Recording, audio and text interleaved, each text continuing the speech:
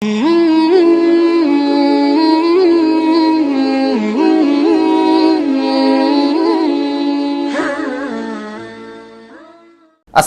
আলাইকুম ওয়া রাহমাতুল্লাহি ওয়া বারাকাতুহু।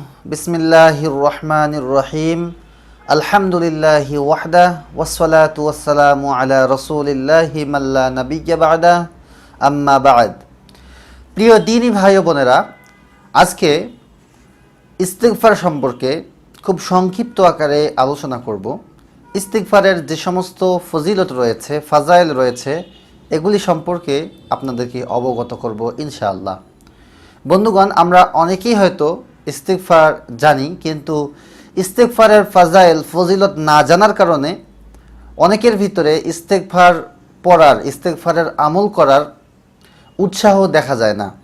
এজন্য আজকে আমি আপনাদেরকে ইস্তিগফার পাঠ করার এমন 5টি পুরস্কার সম্পর্কে জানাবো, যে পুরস্কারগুলি স্বয়ং আল্লাহ পাক রব্বুল আলামিন ইস্তিগফার পাঠকারীকে দান করবেন। বন্ধুগণ, ইস্তিগফার হলো সবচেয়ে শ্রেষ্ঠ একটি বাক্য, যে বাক্যের দ্বারা মানুষ আল্লাহ তাআলার কাছ থেকে ক্ষমা প্রার্থনা করে। যে ব্যক্তি বেশি বেশি ইস্তিগফার পাঠ করবে, সে ব্যক্তি 5টি পুরস্কারে পুরস্কৃত হবে। বন্ধুগণ, এই ফাজাইলগুলি, এই ফজিলতগুলি সেই ব্যক্তিই শুধুমাত্র পাবে যে ইস্তিগফারের সঙ্গে সবসময় আটার মতো লেগে থাকবে, সব সময় ইস্তিগফার পড়বে, কোনো একটা ভুল হলেই ইস্তিগফার পড়বে, বা যখন সে সুযোগ পাবে তখনই সে ইস্তিগফার পাঠ করবে। বন্ধুগণ, এখন আমরা ফাজাইলগুলি সম্পর্কে জানব। 1 নম্বর ফাজাইল হলো, যে ব্যক্তি সবসময় ইস্তিগফার পাঠ করবে সে ব্যক্তি সমস্ত বিপদ থেকে মুক্ত থাকবে। মহান রব্বুল আলামিন তাকে সমস্ত বিপদ থেকে মুক্ত রাখবেন। 2 নম্বর ফাজাইল হলো, যে ব্যক্তি সবসময় ইস্তিগফার পাঠ করবে আল্লাহ তাআলা তার দুশ্চিন্তা দূর করে দিবেন, সে ব্যক্তি দুশ্চিন্তা মুক্ত থাকবে।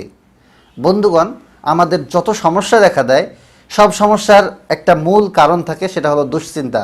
আমরা অনেক সময় প্রেশার বেশি হলে বা অনেক কারণে আমরা ডাক্তারকে যখন দেখাই, আমরা যখন চেক আপ করাই, তখন ডাক্তার বলে দেয় আপনি কোনো টেনশন করবেন না, দুশ্চিন্তা করবেন না। যদি টেনশন করেন, দুশ্চিন্তা করেন, তাহলে কিন্তু আপনার শরীরের যে অবস্থা, এটার অবনতি হবে। তো যে ব্যক্তি বেশি বেশি ইস্তিগফার পাঠ করবে আল্লাহ তাআলা তার দুশ্চিন্তা দূর করে দিবেন। 3 নম্বর ফাজাইল হলো, এমন জায়গা থেকে রিজিক আসবে যা কল্পনাতীত। আপনি এমন জায়গা থেকে রিজিক পাবেন, আল্লাহ তাআলা আপনার রিজিকের ব্যবস্থা এমন জায়গা থেকে করে দিবে যেটা আপনি ভাবতেও পারবেন না, কল্পনাও করতে পারবেন না। মোট কথা হলো যে রিজিক নিয়ে, খাদ্য খাবার থেকে শুরু করে সবগুলোই কিন্তু রিজিকের ভিতরেই পড়ে। তো আপনার রিজিক নিয়ে আপনাকে কোনো প্রকার পেরেশানি করা লাগবে না, আল্লাহ তাআলা আপনার রিজিকের ব্যবস্থা করে দিবেন। 4 নম্বর ফাজাইল হলো, আল্লাহ তাআলার পক্ষ থেকে আপনার উপর কোনো শাস্তি আসবে না, আপনি আল্লাহ তাআলার শাস্তি থেকে মুক্ত থাকতে পারবেন ইনশাআল্লাহ। বন্ধুগণ, সর্বশেষ 5 নম্বর ফাজাইল হলো, আল্লাহ তাআলা আপনাকে মুস্তাজাবুদ দাওয়া হিসেবে কবুল করবেন। মুস্তাজাবুদ দাওয়া ওই ব্যক্তিকে বলা হয় যে ব্যক্তি দোয়া করলে আল্লাহ তাআলা দোয়া কবুল করে নেন। তো আপনি যদি বেশি বেশি ইস্তিগফার পাঠ করেন, আল্লাহ তাআলা আপনাকে মুস্তাজাবুদ দাওয়া হিসেবে কবুল করবেন। আর আপনি যদি কোনো দোয়া করেন, আল্লাহ তাআলা সেই দোয়াটা কবুল করে নেবেন ইনশাআল্লাহ। তো বন্ধুগণ, এই হলো মোট 5টি ফাজাইল, 5টি লাভ। যে ব্যক্তি ইস্তিগফার বেশি বেশি পাঠ করবে, ইস্তিগফারের সঙ্গে আঠার মতো লেগে থাকবে, হাদিসে উল্লেখ হয়েছে আঠার মতো লেগে থাকবে, কোনো সময় ইস্তিগফারের আমল বন্ধ করবে না, ছেড়ে দেবে না। আল্লাহ পাক রব্বুল আলামিন আপনাকে, আমাকে, আমাদের সকলকেই বেশি বেশি ইস্তিগফার পাঠ করার তৌফিক দান করুন, এবং আল্লাহ তাআলা আমাদের সকলের জীবনের সমস্ত গুনাহ মাফ করে দিন। আল্লাহুম্মা